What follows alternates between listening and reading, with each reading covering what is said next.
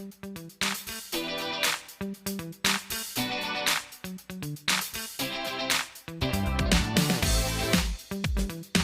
do you go to work every single day and follow the same routine of activities or move through the same routine of activities, and it doesn't change from day to day?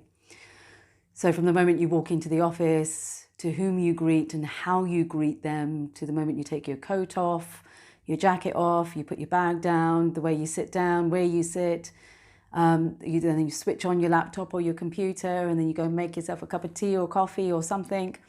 And you move through a series of routines that on a day-to-day basis just doesn't change or really changes.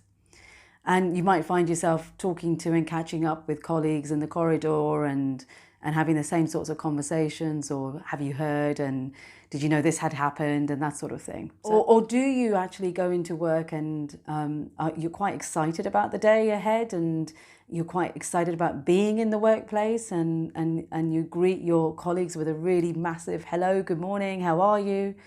Or do you feel like coming to work is a bit of a drag and you don't really want to talk to anyone? All of these things, all of these behaviours and other behaviours provide insight into your culture, your workplace culture, your organisational culture. Hi, my name's Cami Nuttall. I'm a culture assurance expert and trainer, and this is another episode of Internal Audit Hacks. So what does it mean to be conscious about our organisational culture? So what does that actually mean? It means being deliberate about how and the way we achieve our business objectives. So if those business objectives are encompassed in our strategy, our vision, or we have a stated collective purpose, the way and how has to be about our employee experience and the employee journey from the moment that they start with us, they're recruited and appointed and inducted into ways of working in our organisation, to the moment they leave. For example, our business objectives might be underpinned by a collective purpose of why our organisation exists, guided by a set of values. Some organisations call them principles, and where we aspire to be in a few years' time. Having a stated purpose, one that is actually meaningful, can really provide the workforce a way of galvanizing to do their work, to feel guided, to feel motivated, to fuel, to feel a bond with their organisation. It can act as the golden thread. It provides the intangible link that pulls everyone together and gets everyone engaged. So there's a starting point for our organisational culture, if it's stated and it's obvious. I often get asked why culture is important. Why is it important to be conscious about it? We just get on with our work day. Most of us just come into work to earn a living and money. Why do we need to be awake to our organisational culture? Well, if what I've said hasn't convinced you, think about it from different perspectives. So employees who join your organisation, do you really know why they've joined you? Do you know what attracted that individual or group of individuals to your organisation? Do you know why your customers buy from you? Do you know what it is about your product or service that the customers find valuable? And for those of you with repeat customers, why they keep coming back to you? Do we really understand that? And why do suppliers choose to do business with you? Why do they partner with you? Why do your partners want to come and do business with you? So do we really understand any of those things? And I really believe that specifically culture has an impact on this. Culture has an impact on the pace and way of doing business, the way we actually take decisions, our propensity for taking risks. And that is about decision making, because in decisions we often make decisions about the risks we face. There are rules around how we greet each other, and that can be an indicator into the way our culture is forming within our organisation. So are we really quite formal in our workplace? Do we dress formally? Or do we actually have quite an informal approach to dress and greeting each other and getting on with our work day? How we lead and manage our teams, culture will have an impact on that. How we show up at work and engage with others, how we treat each other, and whether we treat each other with respect, whether we listen actively and provide feedback. All of these things will be influenced by and how we do things in our organisation.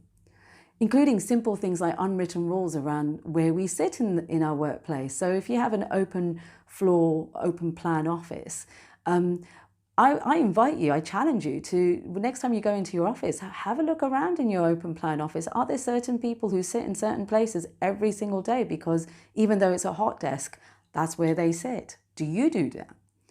Even observe, whether even if the hierarchy, the senior managers don't actually have an office, is there a positioning within the office where they sit? For example, do they tend to sit at the far end or near the walls, near the windows, is there a certain hierarchy in the way that they sit as well? All of these things play out and demonstrate and indicate the type of culture we have in our organization at play. Culture also has an impact on the way we approach change, transformation, the way we actually do our projects and deliver our projects or our programs and so on, how we work with each other in teams. And often I hear about, well, we're quite siloed in this place. Well, there's a place for silos, and then there's a place where we need to be integrated in the way we deliver our work.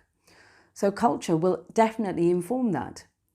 The assumptions we make about how things are done is really important, and that's perhaps where the most amount of work should go, because actually in understanding that, you really can get to the level underneath the skin of culture. You get underneath the layer of culture and understand the sort of mindset we have as organizations.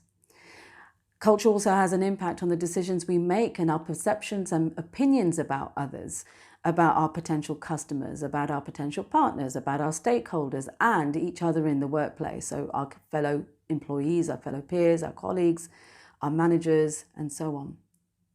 So when you're next in your workplace, I invite you to be aware of what is happening around you. So just take a moment and observe, look around the office and see who's sitting where, and do they sit there often?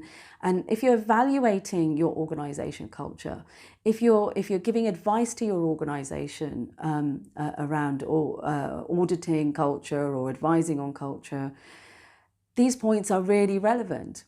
Recognizing and identifying workplace culture will help you communicate more effectively and land your advice and your recommendations in a more meaningful way, because you're actually getting under the skin of the organization and demonstrating that you really understand them.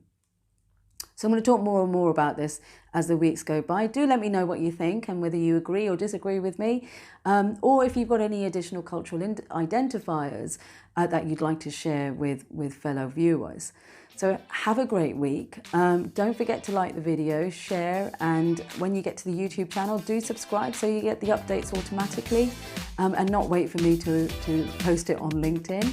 And feel free to reach out. I always like to engage with my viewers and the people who like what I've got to say. So thanks very much. Have a great week. See you next week. Bye.